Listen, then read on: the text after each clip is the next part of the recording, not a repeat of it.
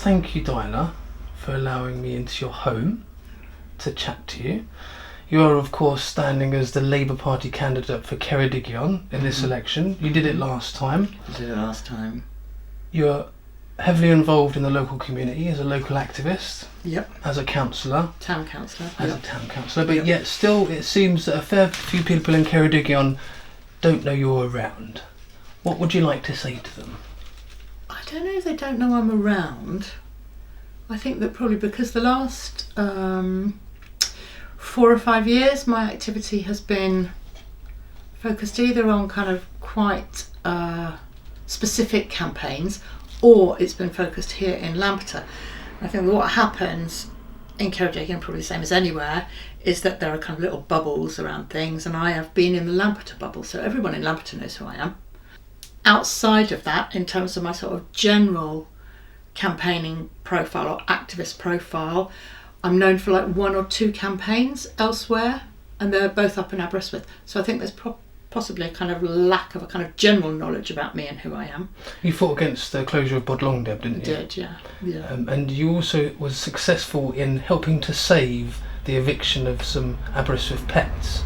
Oh, yeah, Thai Ceredigion Housing Association. When Ceredigion Council handed over their council housing stock, they handed over with them several tenants to, it was Thai Council at the time. Later Thai Ceredigion took on some of those properties and those kind of incumbent tenants.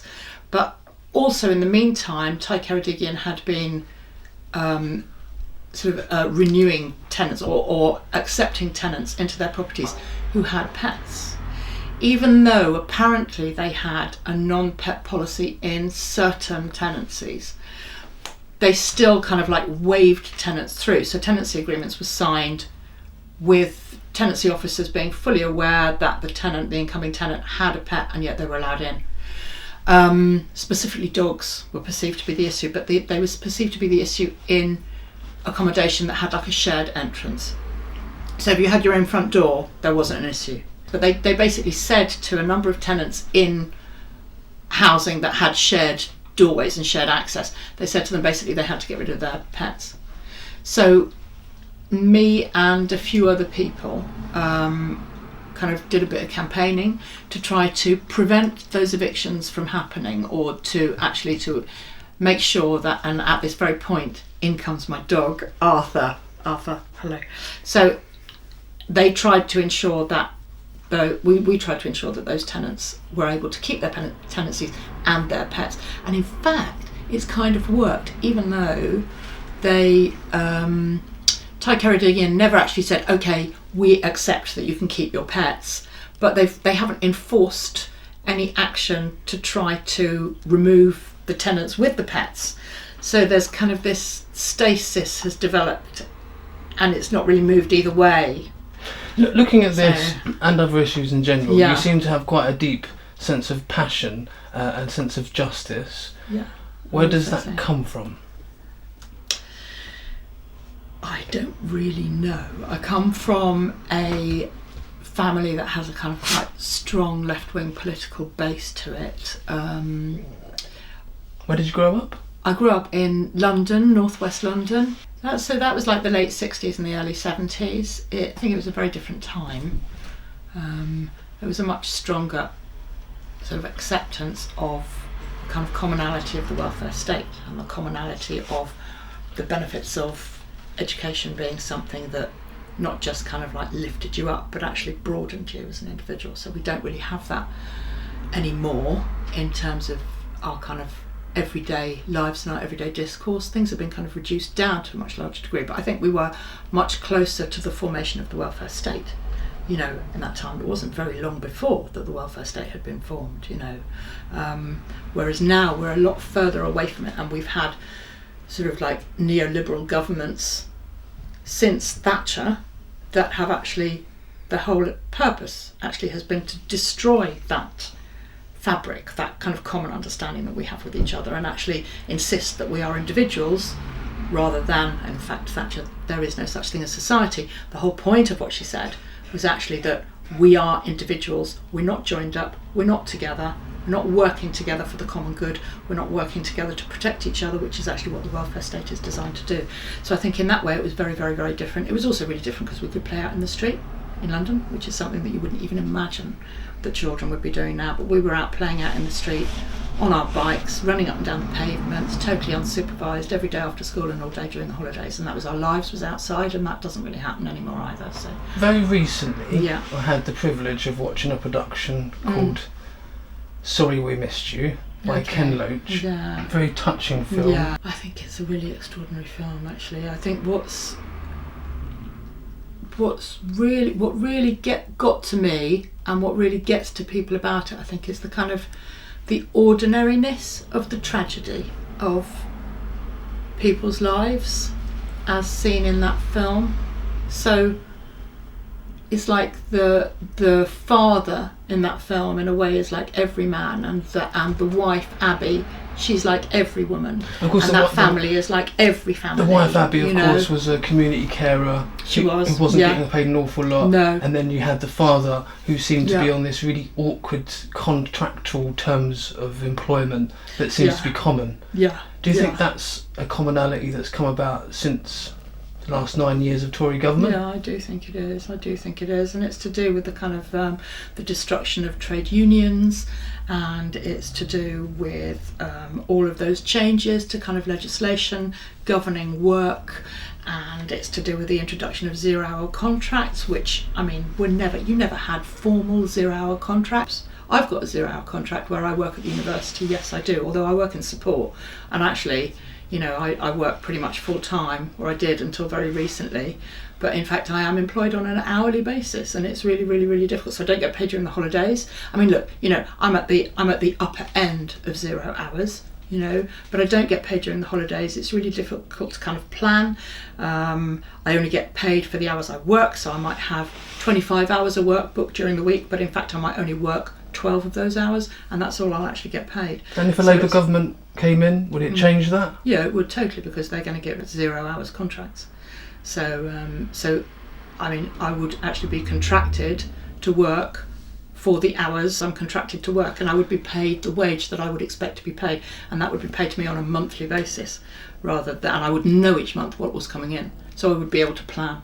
So I've got a 15-year-old daughter, and I'm a single parent, so actually things are extremely, extremely, extremely tight financially, and to not know how you can sort of plan 1 month to the next, or is actually really kind of debilitating. It puts a real ceiling on your opportunity to kind of think beyond the next 4 weeks, because you just don't know what you're going to earn. I might earn £800, I might earn £1,500, but I just actually don't have any idea what it will be. Puppy farms.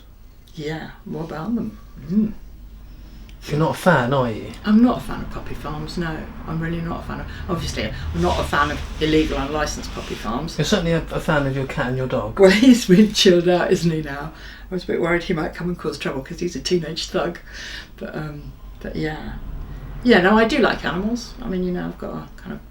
Yeah, they make a home.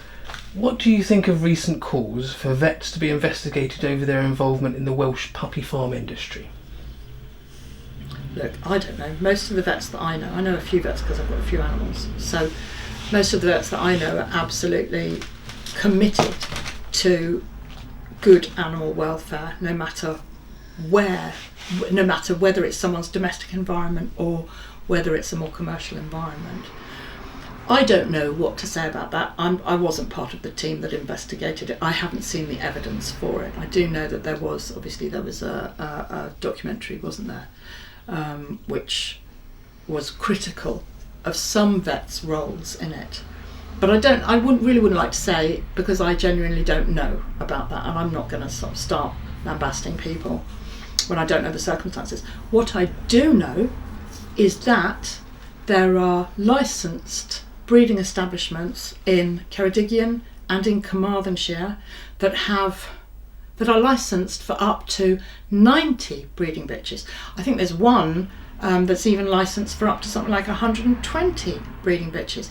And when you are breeding domestic pets on that kind of a scale, it's you're just asking for trouble. There is absolutely no way that you can kind of successfully and humanely rear animals for a domestic environment in those circumstances. And even if they are the best kept kennels in the world, they're still an absolutely inappropriate way to sort of produce animals for a domestic environment. It's just not appropriate.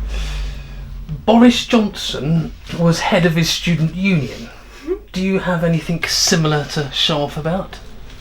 No. When I was in my last year at primary school, I remember one of the teachers saying to me, Dinah, you know, if you didn't talk so much, you might become head girl. But I never became head girl. I've never been head girl. I've always been a bit too much of a kind of like, I've always objected to things a little bit too much, I think, to be kind of head girl material. I wasn't even ever a monitor, in fact. You're a single mum, aren't you, Dinah? I am a single mum, yeah. How do you manage being a single mum and campaigning to become MP, on top of being a councillor at Lampeter Town Council? Didn't you set up the People's Market as well? I didn't set it up. No, I work for the People's Market. I run the People's Market, but I didn't set it up. No, it was set up a long time before me. But I do run it. I've got lots of jobs. I've got kind of 3 jobs. You have 3 jobs? Yeah, but loads of people have 3 jobs. Loads of people in West Wales have 3 jobs, because it's the only way you can really manage to sort of get enough income in. Do you ever just sit there and do nothing? Sundays. On Sundays I sit there and I try and do nothing. I sort of like, on Sundays I deliberately don't get dressed and things like that. I just stay in my pyjamas all day, if I can. During this campaign, obviously I can't do that, but really I love my Sundays. You recently moved here, didn't you? Yeah, June we moved to this house, yeah. Lampeter. Why Lampeter? Oh, I moved to Lampeter ages ago. I've lived in Lampeter since 2014 we moved to Lampeter. Yeah, I kind of, I've lived in West Wales since 1998, but when I split up with my daughter's father, that was in 2008, I actually moved back to London at that point because my mum and all my brothers and sisters live in London, so I moved back to London at that point. And we were there for 4 years or so, 4 years, yeah. And then I moved back to Wales in 2013. Where we were living, which was like a block of flats that had a communal garden, there were some railings at the back of the garden, and there was like this little alleyway that ran along the back, and the kids were all playing downstairs in the garden. And this is in the summer, so all the windows are open and the kids are playing downstairs, and one of Liberty's friends shouted out, Dinah, Liberty's found a knife in the flower bed, like this. And I was like, oh, like this. So I ran downstairs, and Liberty had found a knife in the flower bed, and I think it had been placed there deliberately. There'd been a stabbing on a local estate a few days before that, so I think that, I mean, you know, I called the police and they took the knife and da-da-da-da, but I think that the possibility was that that was the knife that had been used in a local stabbing. The suddenly very evident dangers of the environment that we were in, and this pressure as well from housing benefit to move, I just thought actually probably we are better off moving back to Wales, where I've got friends, I've got family, rents are much cheaper, and it's a much kind of gentler environment for my daughter to be growing up in. And actually I think that was a really, really good decision. Although sometimes I do sort of miss my mum and my family, and it's quite hard sometimes having that kind of like, you know, 250 miles down the motorway thing, especially as my mum's getting a bit older now as well, so yeah, that's quite hard. So before you become pretty prominent in public life within Ceredigion, you worked within Women's Aid. I did work at Women's Aid, Aberystwyth Women's Aid I worked, yeah. What's it like working for Women's Aid? I would imagine it's very different now. It's a completely different setup now. When I worked for Women's Aid, we worked as a collective. That was the first time I'd ever experienced working as a collective, and it totally changed. It kind of spoiled me for any other work in a way, because we were just kind of responsible for, we ran ourselves, we were responsible for ourselves. Decisions were made by consensus within the group of workers. We took responsibility for everything that we did. What does Women's Aid do? What does it do? what it did at the time was it worked with women who were experiencing forms of domestic abuse. So it would work to support them, it would work to sort of enable them to change their lives and leave the relationship if that's what they were able to do. It provided refuge space for women to move to in order to ensure that they had a place of safety, and that might be within their own town or city, but it might actually be much further afield if it was safer for them to go further afield. And also the other thing that Women's Aid did, and this is a really important aspect of the service actually, was that it worked with other agencies, the statutory agencies that would be involved, and with the media as well, and with sort of elected representatives in order to ensure that the service provision was appropriate for those women to receive, and also so that elected representatives would be well equipped to change the law if necessary in order to protect those women and their children, actually, their families. What inspired you to work for Women's Aid, and Well, why did you leave? Because you sound like you really enjoyed it and you did a lot of good work. I did really like working for Women's Aid, actually. Why did I leave? So what inspired me to do it, it wasn't like I was inspired to go and work for Women's Aid. What happened was that I'd moved to Wales and I needed work, and the job was advertised, and I went for it. And actually, when I went for it, I didn't think I stood a cat's chance in hell of getting it, to be quite honest. But then I did get the job, and it was really life-changing working for Women's Aid. It really was. It was the first time in any kind of paid employment that I'd had where I actually really felt that what I was doing was making a difference properly. I'd done voluntary work before where I'd felt that, but I'd never actually felt that in paid employment before. And it was quite revolutionary for me. Also, the women that I was working with were just amazing. They still are amazing, actually. They're still a complete inspiration for me. And Women's Aid in Wales, throughout its various incarnations, it's enabled women to have the platform and the confidence to reach leadership positions within voluntary organisations in Wales, but also within the Welsh Government. So, and why did I leave? Well, I actually left. I went to do a creative writing master's at UWTSD Carmarthen. It was Trinity. It was at the time, but then during the course of that, I became pregnant, and then I ended up not completing that MA because I was pregnant. And then after I'd had my daughter, I did go back to Women's Aid for a period of time and became a trustee. But then the relationship that I was in actually became more and more and more difficult, and I actually ended up finding myself in the same kind of situation that sort of mirrored, and in fact I was experiencing a lot of the things that I'd actually been supporting women for. So it was very difficult to be working as a trustee for Women's Aid while I was actually experiencing that myself. And then in fact we ended up moving to London, so that relationship finished then anyway. Afterwards, when my daughter was old enough and I wanted to get back into working, I decided that I didn't want to work for Women's Aid anymore at that point. And I think that was partly because I had my daughter, and I had then experienced it myself, and it all kind of felt like it was much too close to me personally.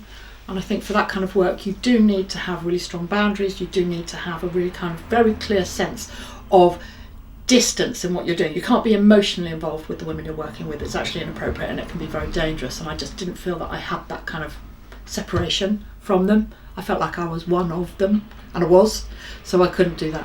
So what I ended up doing in fact was, as soon as Liberty was old enough and I was working again, I went and worked in Holloway Prison, which is, because by that stage we were back in London, and I worked in Holloway Prison for, how long was that? I was there part-time for about 3 years or so, working as providing learning support in the education department, and that was an extraordinary environment. That was amazing, and in many ways it was very similar to sort of being in refuge in a way. The same issues were coming up for women, you know, and many of those women themselves had experienced domestic violence and domestic abuse.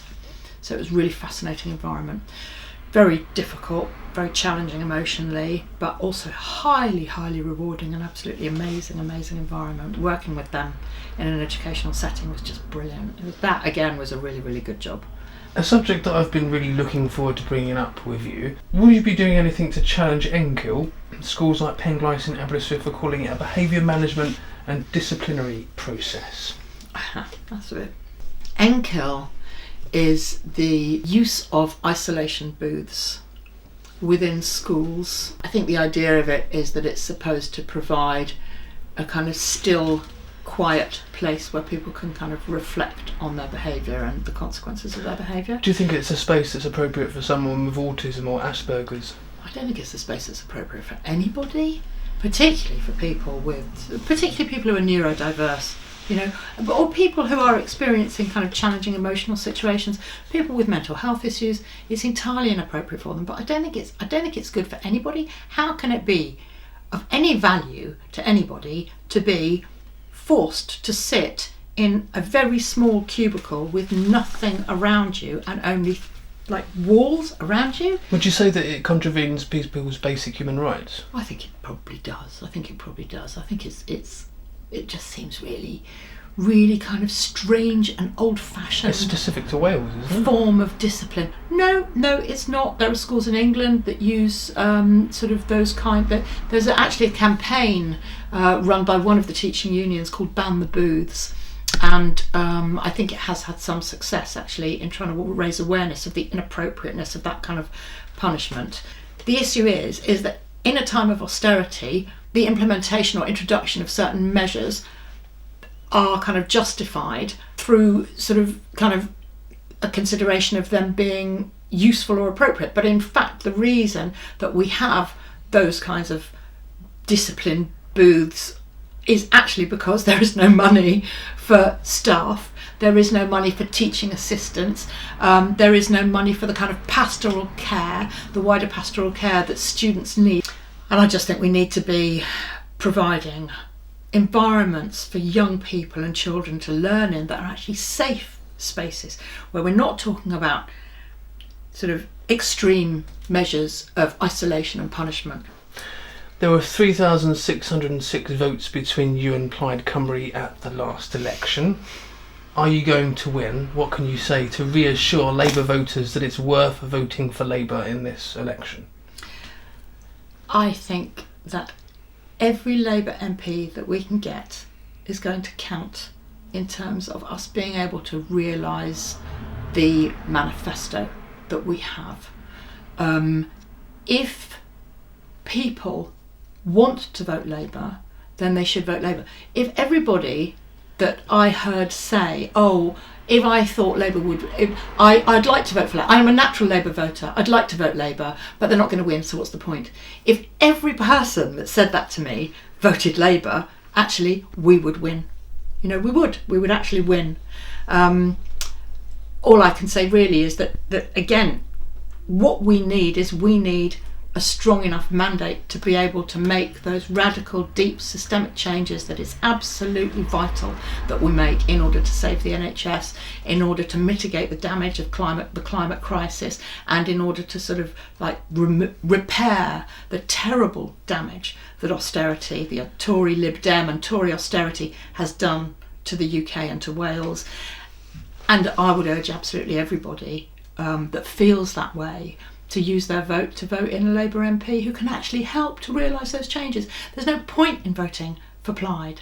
There's absolutely no point in voting for the Lib Dems if you feel like that. It's a huge error, huge mistake. They'll only further and deepen austerity. But it's actually, for example, it's only Labour that have a plan to reverse the Health and Social Care Act. And it's the Health and Social Care Act that introduced the concept of privatisation into the NHS. And now in England, 18% of NHS services are privatised. 18%. And that figure is increasing incrementally. If the Lib Dems and if Plaid have that promise, that pledge in their manifesto to reverse that legislation, then it's possibly worth considering voting for them. But even if you are doing that, neither of them have the capacity to form a government of their own. So what is the point in doing it? The best thing you can possibly do is to vote Labour. Dinah, thank you very much for having me in your home. You're welcome. Have a good one. Thank you very much, Bobby. It's very nice to have you here. Sorted. Thank you, Winnie, as well. Yeah.